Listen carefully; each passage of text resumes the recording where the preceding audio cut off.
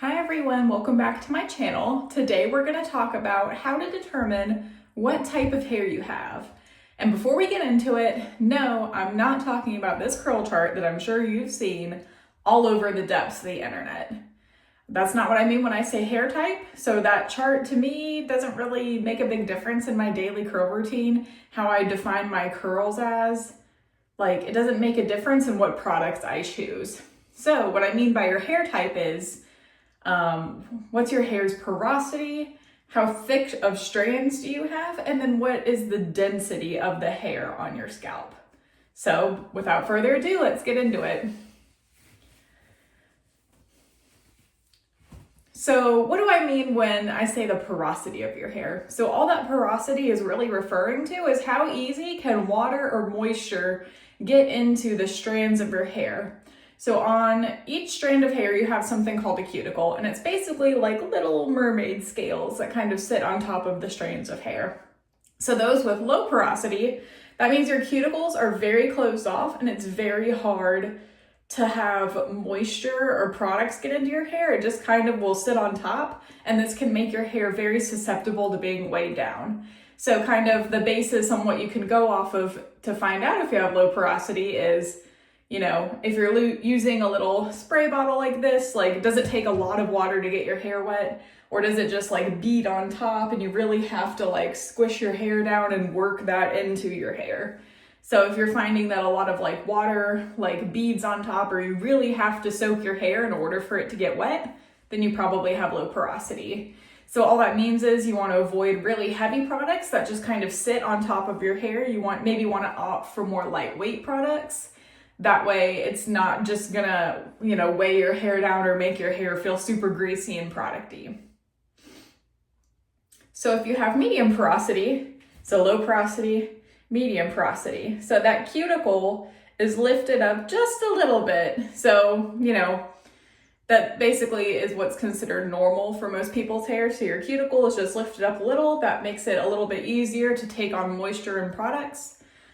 So you can use, a little bit heavier products, or say like if you can get your hair wet by using one of these, you probably have normal porosity hair.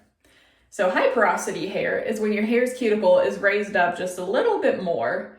So what this means is essentially you have these gaps within your hair strands, and that makes your hair really easy to get wet, really easy to get in that moisture, but it also makes it really easy to lose that moisture.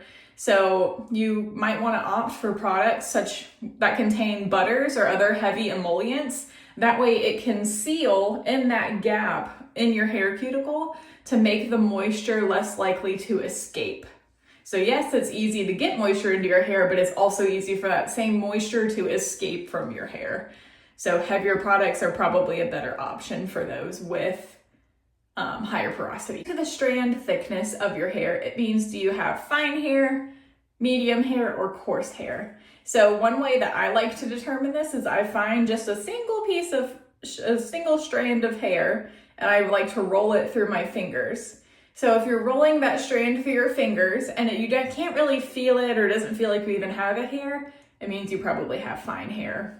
Same thing if you're doing this and you're like, oh yeah, I can kind of feel it, and you have normal hair, and if that strand feels like thick or like a thin piece of thread, then you probably have coarse hair. So you can do this all over your head, because it's also normal to have different types of strand thickness on different areas of your head. So like for me, my gray hairs are definitely a lot more coarser than my brown hairs. My brown hairs tend to be a bit finer. The measure of determining your hair type that we are going to talk about is your hair's density. So all that hair density means is how many hairs are physically present on your scalp. So if you look down like this and you can see your scalp, you probably have normal to lower density hair. And if you don't see your scalp, then you probably have normal to higher density hair. So that's one way to kind of determine if you have like more dense hair, less dense hair. Or you can always go to a certified hairstylist, and they should be able to also tell you if your hair is on the lower or higher density aspect of it. So why is this all important? So knowing your hair type really can help you create a roadmap into what kinds of products you need to be buying for your curly hair, and can ultimately end up saving you money over the course of time.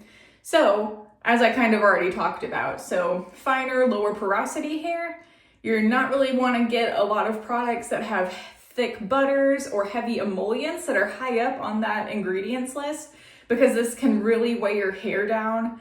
But if you have coarser or higher porosity hair, you might need those products that have the thick butters, heavy emollients, in order to keep your hair moisturized and to lock in that moisture in your hair cuticles.